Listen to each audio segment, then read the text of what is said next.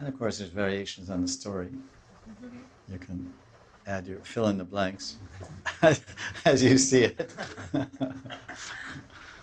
So Radharani, she knows how sweet Krishna's voice is, and she says it defeats the cuckoo. Indeed, Krishna's song is so sweet that even one particle of its sound can inundate the entire world. Tara eka shruti kane, dubaya jagatera kane. The ears of everyone in the universe, Jagat Khan, Jagatera Kane, the ears of everyone in the universe.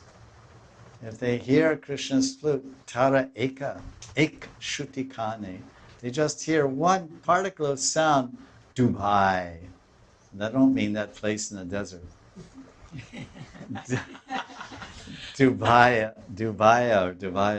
Dubai means inundates, which is quite opposite. It's all a desert. So they become flooded with nectar. If such a particle enters one's ear, one is immediately bereft of all their type of hearing. That sounds good. If one particle of Krishna's flute sound enters your ear, you'll give up listening to anything else in the universe. You'll just constantly be hearing this sound. Ooh, walking around all day. Ooh, ooh. You know how this kind of glazed look in your eye? People say, this man is mad. And he's just walking around, hearing this sound, reverberating, resonating in his ears, like holding a conch shell to your ear. And you hear the sound of the waves.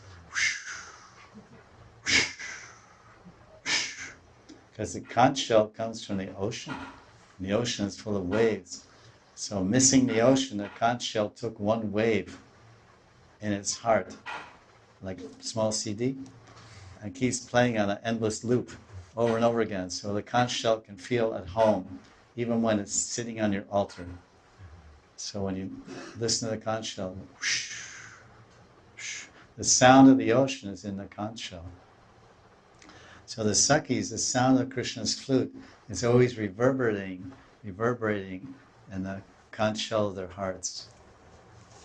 So when the sound of Krishna's flute is reverberating in your heart, you won't hear anything else.